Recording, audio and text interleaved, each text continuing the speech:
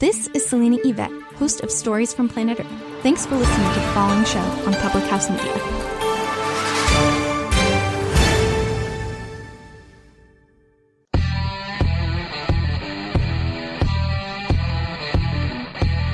Strike three, you're out.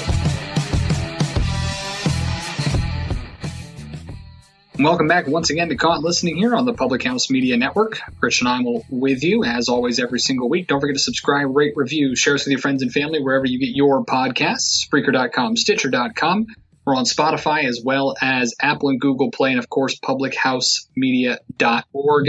You can also be a part of the show every single week. This is your show, after all. Check us out, Caught Listening by Public House Media on Twitter, Instagram, and Facebook, or email the show, caughtlisteningphm@gmail.com. Last week, we discussed a lot of pet peeves about fan experiences, and we're going to get into a couple more today, but then also get into one that I think maybe has become more and more controversial as the years go on. And many of you actually did ask about it as to why we didn't talk about it last week, but we will here this week. And to help us once again, baseball writer Ted Berg back on the show. Ted, once again, thanks so much for the time. We appreciate it. My pleasure, Christian. And let's kind of start. It was interesting. We put it up there on social media if we had missed any pet peeves. And one of the ones that someone mentioned last week, we kind of started off talking about leaving games early. Someone actually brought up arriving to games late. So, I mean, I guess which one of those is worse to you? I think, honestly, to me, leaving a game early is worse because, I don't know, I don't think anyone intends to arrive to the game late. You know, I think it's almost always something has gone awry. Either you got caught up at work or you had got stuck in traffic, something like that. Whereas unless you're with a kid who needs to go to bed or have, I guess, something to do immediately after, like I feel like leaving early is more your choice than it is than arriving late might be. I think I agree with you there. There are other outside factors, more outside factors, I guess, that could contribute to arriving late as opposed to leaving early. So I would say one thing that bothers me about arriving late would be people, and this depends on the stadium, but I know if I'm at a game and it's not like incredibly packed, I usually wind up sitting in some seat sort of close to my seat. That's not the exact seat because, right. There's someone's in my seat or I don't want to squish up next to other people. And so if someone comes into the fourth inning and acts all huffy about the fact that you're sitting in their seat, like those people can get right out. You showed up in the fourth inning, you got to understand someone might be squatting for a little while. Yeah, no, and I 100% agree there. And I've even had those moments where I've seen someone who arrives in like the third or the fourth inning and go, you should have gotten here earlier, like if you're going to throw this much of a hissy fit about it. But then that actually brings up another one is those people who are those squatters, so to speak. I mean, I'm sure we've all done, especially when we were younger, our first game when we went without our parents or whatever, you buy the $8 seats all the way up in the nosebleeds. And by the sixth or seventh inning, you're trying to get down closer and closer to the field. When you're not a kid, though, doing that, and it's a 23, 30-year-old, whatever it might be, that's where it kind of starts to get annoying. Yeah, I mean, I think it's annoying when you show up to your seat at game time or before game time and someone's there. If that person isn't immediately, like I think if you're sitting in someone else's seat, you need to be well aware that someone else might show up looking for that seat and prepared to pack up all your stuff and get the heck out.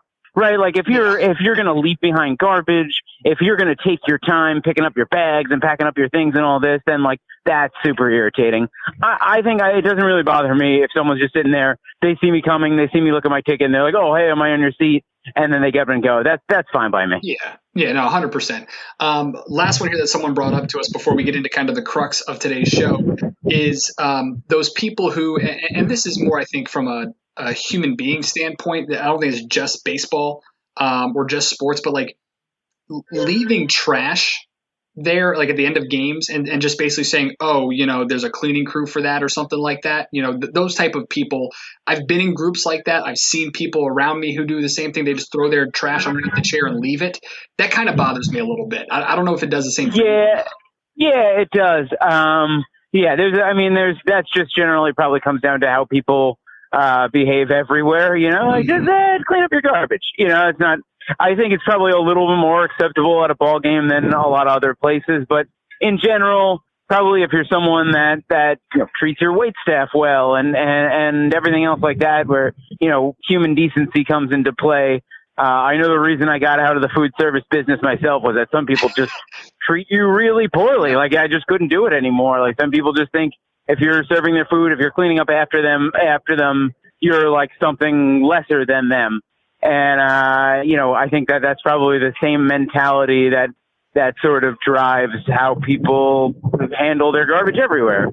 Yeah, no, I think you're 100% right. And you and I are in the same boat as to why we got out of the food services industry. So I think like most people who get out of food services, we're talking with Ted Berg, baseball writer here. And one of the main reasons we loved having you on last week and loved talking with you. And one of the reasons I wanted to have you on was because came across this article that you had written for the Win back in 2014 regarding the wave, and it's titled 9 Rules for When and When Not to Do the Wave. And this has become one of those fan experiences at sporting events that I think has become more polarizing over the last few years for some strange reason. Before we get into these, the best practices, I guess, for the wave, where do you stand on it in general? Are you a ban the wave person, or are you just kind of like whatever? I find it, I don't think I would say like ban the wave. I feel like there is something sort of cool about, at this point, so little of the fan experience is organic.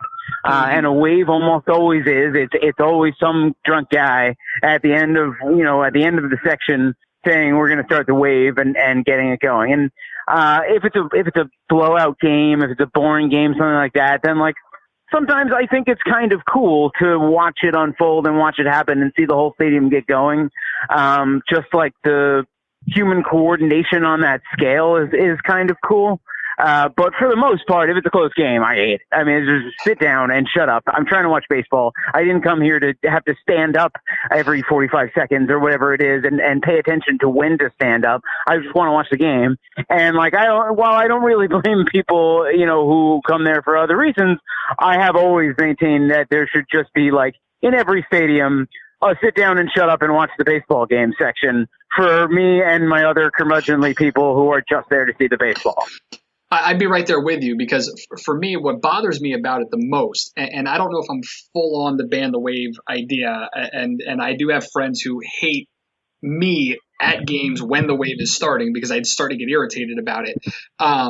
But it's when it happens. If your team is at bat and you're down a run or it's a close game, whatever it might be, shut up and watch the game. Focus your intensity there and be a fan of the team, as opposed to being worried about whether or not you're standing up at the right time.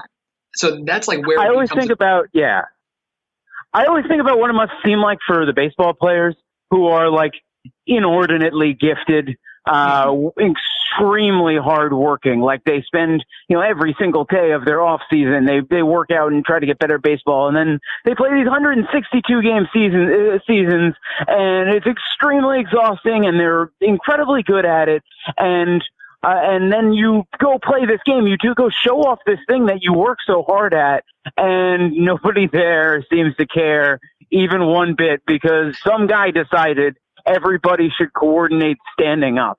And what I always say is, like, it must feel like when you spend a whole lot of time picking out a toy to give a kid for Christmas, and you get the coolest toy, and you show up and you bring it to the kid, and then the kid just plays with the box, because I just can't imagine how depressing that feels to be so good and care so much and do so much to excel at something, and just have the paying public like not give a crap in the least. Yeah. So again, one of the whole instance for all of this was the article that you had written a few years back, and I love how one of the things that you listed for when not to do the wave, you have. So I mean, again, when the game is close, which to me, again, just it's so bothersome. It goes back to being a fan. Are you there to be a fan, or are you there just to spend a night out? If you want to spend a night out, it'd be a lot cheaper to go to a restaurant or go to a movie. But when you're there to be a fan, focus in on the game. But you have these other ones, any postseason game or when a position player is pitching, similar to what we were talking about last week, leaving early and why not to, because you never know what you're going to see. You never know what you could miss. And so when a position player is pitching, focus in on that. Yeah, like that's a rare experience. And what's funny about that one is it usually isn't a blowout of some Right. sort. But that's so fun to me that, like, again, I don't want to be distracted by the wave. I want to watch this because this happens, maybe for your team once a year, twice a year. Some teams a little bit more, but still, it's a weird, cool thing. And I feel like that guy doesn't need the distraction, right? Like, he's never done this before. Give the guy a break and just let him do his thing. The other part that I love is you close out that piece by saying during any religious service, you should probably not attempt to do the wave. Yeah. Got in a little trouble with my parents for that when I was in like 5th grade. Which is awesome. I just wish I had tried that when I was a kid. So we go into where, these areas of when to do it. And it always seems as though the best time is when the game is out of reach. But the question kind of then becomes for some people, especially in today's age now, what is out of reach? Is it 5 runs in the 8th inning? Is it more than 4 runs later than the 7th? Like, what would you consider out of reach? Yeah, I would say, I think more than 4 runs, like not a save situation, right? Mm-hmm. Like until it becomes a save situation, which, would be within 3 runs in the 9th inning or, the tying run is on deck or like all of the different things that make it a save situation, I would say then count for close enough and do the wave until it gets there. Like if you need to do the wave and you're up by 5 runs, great. But if they score 2 runs, then you need to sit down. Yeah, no, I 100% agree with you because then the question also becomes how early is too early to do that? Because I've been at games where it's like the 4th inning, but the team had like a great start to the game and they're up like 6-0 or 6-1. And then you get people bored and they start doing the wave, or you get that one guy who's been tailgating all day. Like, that's usually how it starts anyway, trying to do it and make it something. So how early is too early for the wave? I think that like middle innings, like 4th inning, I think that's great. I think like that's the perfect time, right? Like, especially if your team's up, you're hanging around for whatever reason, you're enjoying yourself, your team's winning by a lot, like a sort of a carefree moment. Like, hell yeah, like then do the wave. Like that would be for me, that would be cool. I would say again, like it would depend on the size of the lead. Like if you're up 6 runs, then anytime after the 1st inning, I think it's fine. Like people are in the ballpark still, everybody's having a good time, get the wave going. If it's still a tight game, again, like even if it's early in the game, no, I don't want to see it.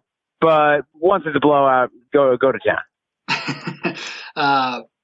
Perfect. Again, I mean, and that's where it is for me. I'm the same way. It's not so much about, I don't hate the wave. And I think, I've actually on this show been accused of hating the wave and being, a curmudgeon, but I go there to watch the game. And I think that part of it, what it's become, and I think this may say more, and maybe I'm thinking too, philosophically about it, but I think how we experience sports, especially baseball, has that minor league experience has trickled up into the major leagues more and more. You're seeing more between innings events. You're seeing more jumbotron fan engagement stuff. And the wave is one of those things that maybe at the minor league level where you're going for the experience, it doesn't matter. No big deal. Hopefully you see a future Hall of Famer at AA or whatever it is. But it's starting to trickle more and more into the major leagues, I think, strictly because it's more about the fan experience now than it ever has been. Yeah, I think that's right. And like, honestly, it's hard to knock teams for doing that because they need to do whatever they can to get young people in the ballpark right now. And so if that means like having 2 kids on the field to do a dizzy bat race between innings, and like, great, it's for fun. Like have that happen, right? As long as it doesn't interfere, like that stuff doesn't interfere with my experience watching the game. If it happens between the innings, if it's happening during the inning, and like I said, and I'm expected now to either stand up or look like a jerk every minute this thing comes around, that's where it gets annoying to me. That's the line. So then try to put yourselves in those other people's shoes, the ones who are having the good time, who are doing the wave, and you see somebody next to you basically, and just upset, trying to focus in on the game and mad about it. What are those, like, what's more annoying or where, like, those people reacting and almost egging you on is to do it and being, making fun of you essentially for being a curmudgeon. How much can that become like a nuisance? And maybe that expands the hatred of the wave. I don't think I've ever been called out for not doing the wave. Like, I think that usually my method to avoid that, like, I give it sort of a very cursory, like, lift my left arm up in the air because it's the one I'm not holding a drink with. And it's just like, okay, this is going to keep people shut up, but I don't have to stand up. Hopefully it doesn't interfere with the action, all the people standing up around me. I'm mostly not standing up because I'm too lazy. Like that's really what it boils down to, is like, I don't want to have to deal with this. I'm not here to like put people out. And like I'm past like, oh, I'm making a stand and not doing anything for the wave, because I think it's like you're swimming upstream if you're trying to fight the wave. And so just give it like a little half lazy raise of my left arm to keep people from thinking I'm too big of a jerk, which I am.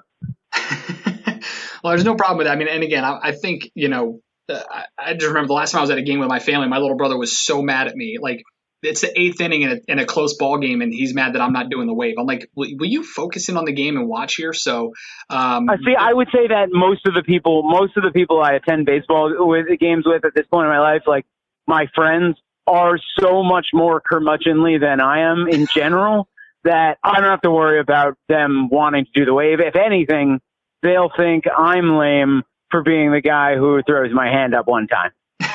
Fair enough. We're talking with Ted Berg, baseball writer here, about the wave and when to do it, when not to do it. There were two things that you mentioned in this post from For the Win about it, when to do it, that I really kind of struck me as interesting. The first one that I want to mention is you list ironically when the stadium is empty. And you kind of brought it up earlier, but I never see the wave I feel like I never see it when it is empty. But you're saying that's that was something like when I was a kid, my brother and I used to go to games. Like I'm talking when I was like 10 years old, 11 years old, and the Mets were just horrible in the early 90s. And it's Shea Stadium where they played is a big open stadium, and there would be just entire sections of the upper deck that were completely unsold, just empty. Right. And so we always thought it was a funny thing to just go up like 2 or 3 people. Go up into the middle of the upper deck where no one was sitting and do a 3-person wave. Like that was a good way to entertain ourselves when we were, teenagers and younger. I think that's awesome. I think it's a lot of fun too, because I mean, I see the 3 people doing the wave and I just think of Field of Dreams when Kevin Costner. Exactly. Yeah. I think that's great. I love that.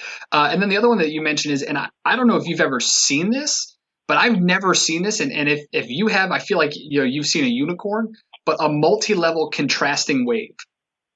Yeah, it is a rare sight, and I know I saw it at Shea Stadium one time. That was a particularly good stadium for the wave because it was so round.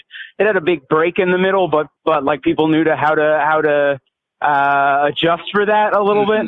But yeah, if you ever see where one section is moving sort of clockwise around the bases and the other section is going counterclockwise, it's an awesome thing to watch. It's just cool.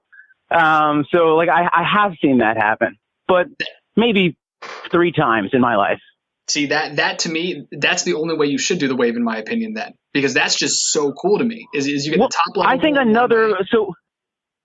I would say another cool wave that I've never seen, which I would like to see, would be if they could somehow coordinate an inside-out wave that started at the field and then went back, so it was like sort of exploding outwards from the playing surface.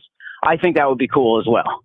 The way I almost want to see it. I don't know if you remember the Prince Fielder home run celebration from maybe like 10 years ago, where he did a cannonball on home plate and all his teammates fell. Like if someone could work that out, where they did that and then it extended into the stands, that would be the coolest thing that ever happened in baseball history. That would be awesome. And those are two. I think a lot of it for me as well. Like I mentioned, it's the minor league level. Like at the minor league level, you're there for the fan experience, and working in minor league baseball for 10 years, I know that wholeheartedly. And if people in my stadium ever did that, I would not be upset. I wouldn't tell them. I'm not going to force our Jumbotron to start a wave thing. But I remember I had interns of mine years ago who that's all they wanted to do is to try to start it. I'm like, sure, go for it. Have fun. That's what this experience is about. But if I'm at Fenway, if I'm at Wrigley Field, or if I'm at PNC, I want to watch the game. So I think part of it is that, but then also part of it is because it's tired. It's the same thing over and over again, and there's nothing new about it. But if we were only doing contrasting waves or an inside out wave like you're talking about, like a ripple effect through the stadium, that'd be awesome.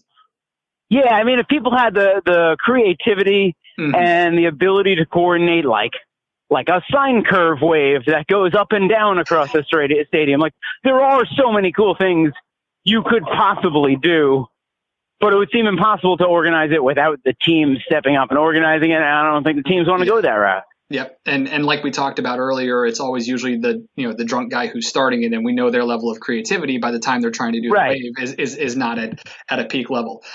So, all right. Well, I don't know if we've solved anything with this discussion. I don't know if we've changed anybody's minds, but hopefully at least, when you think about it and you discuss the wave, maybe you're at least a little more open-minded to it. And who knows, maybe we'll start to see more different styles of it at different ballparks across the country because of this. The inside-out wave. If you're out there listening and you want to start a wave, see if you can figure out the inside-out wave. I think that would be something to behold. 100%. I'm all in on that, and we'll let us know. We'll bring you on the show and see how you were able to pull it off. Would love to talk with you guys about that. As always, Ted, we appreciate the time. Before we let you go, get in here real quick. A quick little game of Pepper where we let our fans, listeners, ask us some quick hitting questions. And with regards to this, we only have one this week that I kind of wanted to bring up. So this one real quick. Mike is asking, beach balls being bounced around in the stands, where do you fall, yay or nay on those? With actual baseballs? No, beach balls. Oh, beach balls. Beach balls. No, I don't like, that happens. I don't like it. It's annoying that it becomes a focus for people. And then again, like, it's the type of thing where people are going to be standing up in front of me watching the beach ball, and I'm here to watch the baseball game. It's another good case for the section for me where no one's going to stand up and do that stuff. I 100% agree. My favorite thing is when I see that happening, when it gets onto the field and you have one of the players just smash it. It's my favorite thing in the world. Joey Votto famously, yes, at like any opposing stadium, if he's presented with an opportunity like that, he will play heel and like just stomp on it. And I think it's the coolest thing. 100%. And then the last, this just popped into my mind, but again, I think it comes to, it's old, it's tired. We you're not cool. You're just being a tool when you do it. And I'm so glad that TV broadcasts don't even discuss it anymore. People running onto the field in that instance and doing stupid stuff like that.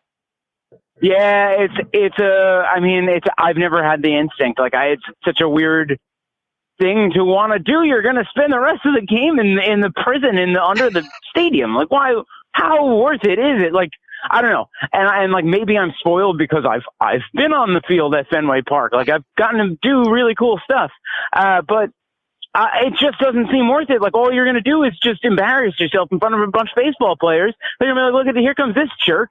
He's wasting our time. You're wasting everybody's time in the stands. Like, I can't imagine being drunk to the point where that seems like a good idea without just passing out. And not to mention the fact that it always ends up where the reason you get famous is because you either get tased out in center field like the kid in Philadelphia did. And pee yourself, yeah. Right. Or you get absolutely trucked by a security officer like someone at Fenway Park did years ago, and that video just went viral like it was Teddy Bruschi playing security guard out there. It was incredible to watch. Yeah. So it only ends poorly. Well, because those security guys, a lot of those security guards are like ex-high school football players who I know. I'm an ex-high school football player myself. Like, I would love an opportunity to just like give like a really good. I haven't issued a strong form tackle in 20 years. Like, it would be so fun to just have a good reason to lay somebody out. And you don't get that day to day. So, like, if you're the stadium security guard and a guy runs on the field, you're not endangering him, but take him down. That's your job. 100%. I completely agree. And as always, Ted, we appreciate the time. We appreciate the conversation. A lot of fun with you as always. And let the folks know one more time how they can follow up with some of the stuff that you're doing currently. I'm on Twitter at OG Ted Berg, and I got a website at tedquarters.net, which is generally keeping up on where I'm at. Ted, as always, we appreciate the time. Thanks so much, my friend. My pleasure. Ted Berg, baseball writer there, chatting with us about the wave. Listen, again, I'm not one of these guys who just wants to sit there and hate on everything that people do. I get it's about the fan experience. You're there. You're paying good money to have a good time. But there's a right and a wrong time to do it, just with everything. Like we talked about heckling last week. You're not funny after the third or fourth time, so stop doing it. There's a right and a wrong time. But if anybody can figure out how to do the inside-out wave or those contrasting waves, let me know. Send us the videos. It'd be great. Would love to see that. You guys can be part of the show as always. Submit your questions. Submit your thoughts for what you'd like to hear us talk about on the show. Caught Listening by Public House Media on Twitter, Instagram, and Facebook, or email the show, caughtlisteningphm@gmail.com. I'm Christian Heimall. You can find me on Twitter @Chris Heimall. And until next week, you have been caught listening.